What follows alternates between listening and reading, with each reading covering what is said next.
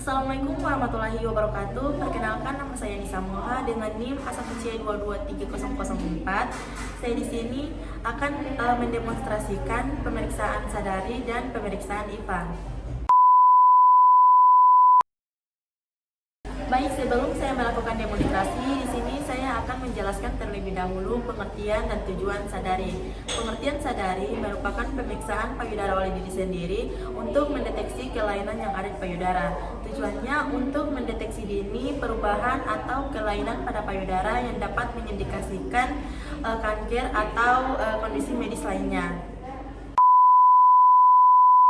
Tahap pertama, melihat perubahan bentuk dan besarnya payudara, perubahan puting sumsum, serta kulit payudara di depan kaca, sambil berdiri tegak di depan cermin.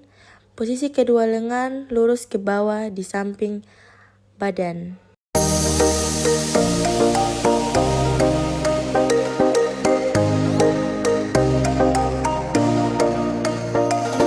Tahap kedua, periksa payudara dengan tangan diangkat di atas kepala dengan maksud untuk melihat retraksi kulit atau perlekatan tumor terhadap otot atau fascia di bawahnya.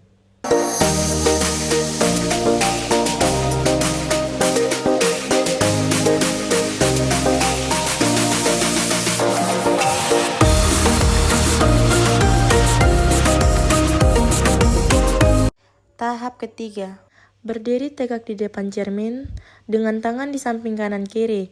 Miringkan badan ke kanan dan ke kiri untuk melihat perubahan pada payudara.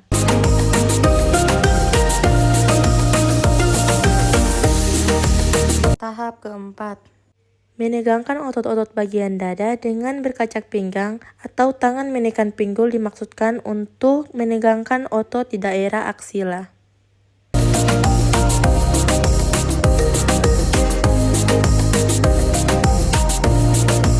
Tahap kelima, bagian tangan kanan kita rentangkan ke atas, kemudian tangan yang sebelah kiri kita memencet bagian puting kita. Nah, kita lihat apakah ada cairan yang keluar dari puting.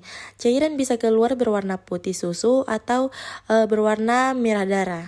Pada posisi sebaliknya, tangan kiri kita direntangkan ke atas, terus tangan sebelah kanan kita melakukan palpasi.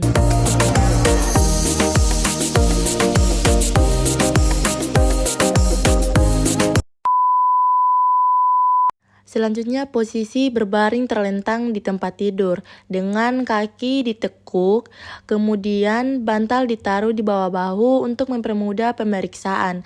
Saat berbaring, posisinya tangan sebelah kanan diletakkan di bawah kepala, kemudian tangan sebelah kiri digunakan untuk melakukan palpasi. Tahap pertama dengan gerakan memutar dari dekat puting sampai dengan dekat ketiak bawah.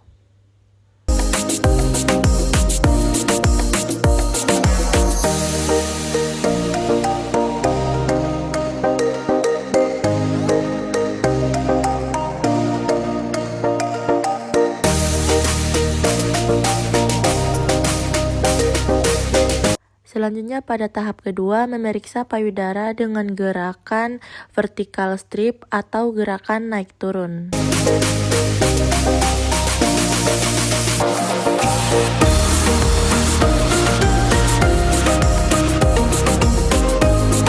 Pada tahap yang ketiga, buat putaran yang besar, bergeraklah sekeliling payudara dengan memperhatikan benjolan yang luar biasa. Buatlah sekurang-kurangnya 3 kali putaran kecil sampai ke puting payudara. Lakukan sebanyak 2 kali, sekali dengan tekanan ringan dan sekali dengan tekanan kuat. Jangan lupa periksa bagian bawah areola mamae.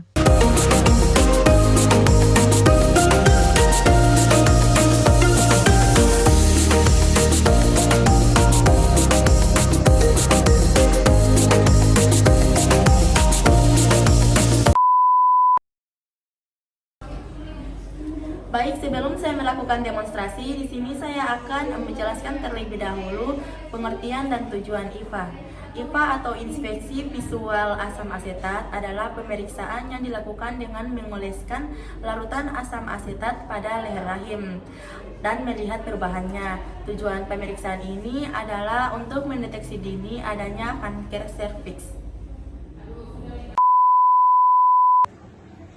Baik, di sini saya akan menyebutkan alat dan bahan yang akan digunakan pada pemeriksaan IVA. Itu yang pertama ada handscoon, kapas steril, bengkok, gong, asam asetat, duk, celemek, dan cocor bebek, dan ada cotton swab.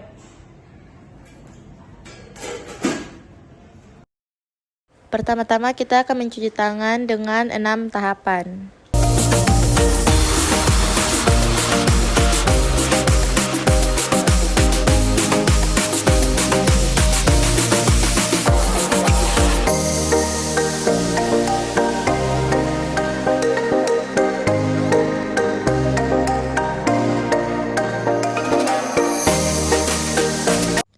Kemudian memakai APD seperti handscoon dan celemek.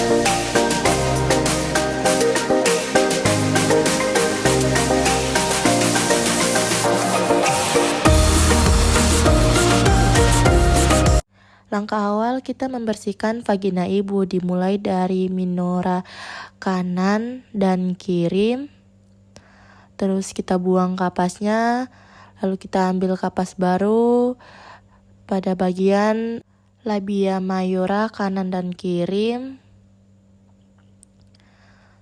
Terus kita ambil lagi kapas baru pada bagian garis tengah. Setelah itu kita pasangkan duk lubang sehingga akan melihat area vagina yang akan kita lakukan pemeriksaan. Setelah itu kita mengambil cocor bebek atau spekulum.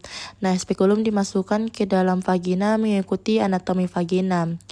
Setelah dimasukkan ke dalam vagina, kita putar, terus kita buka dan kita kunci.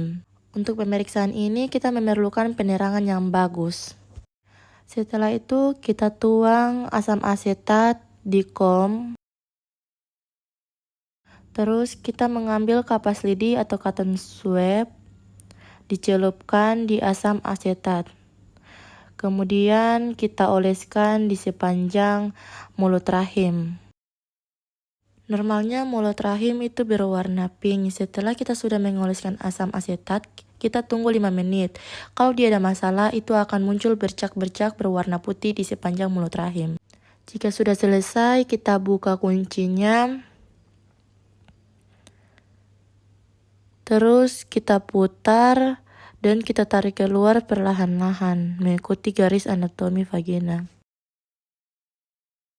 Ketika semua alat sudah selesai digunakan, kita rendam di cairan klorin. Kemudian kita melepas semua APD yang telah kita gunakan tadi.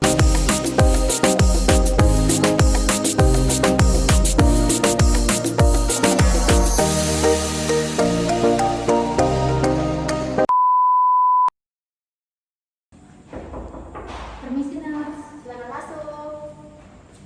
Silakan duduk ya Bu. Makasih Nars. Ya.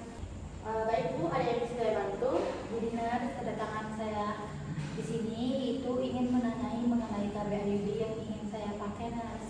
Baik, sebelumnya perkenalkan, nama saya Perawat Anissa yang bertugas pada pagi hari ini. Siapa namanya Bu? Reva Nars.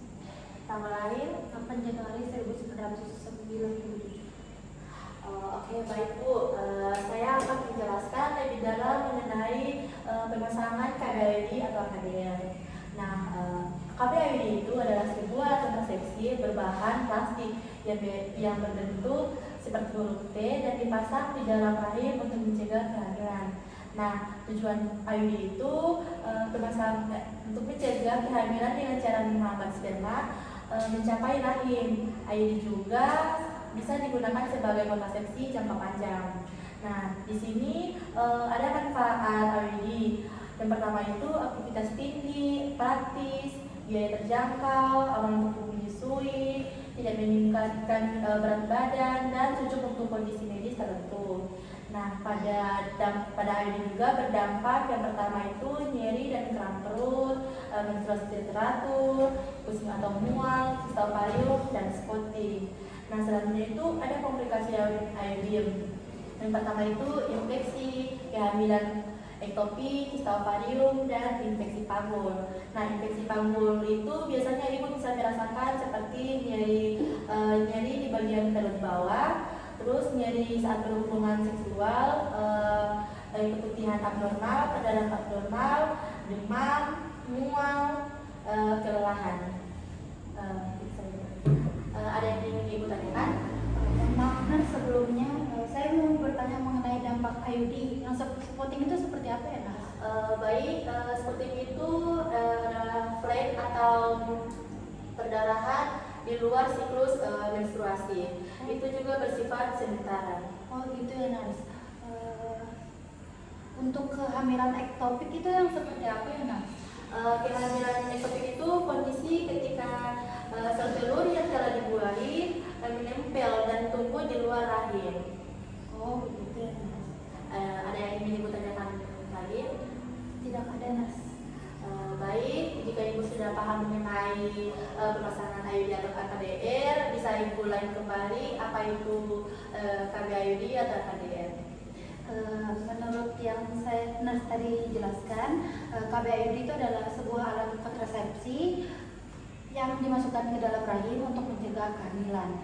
Terus dampaknya itu seperti nyeri atau kram perut, terus tuh menstruasi yang tidak teratur, pusing atau mual, kista ovarium, dan spotting.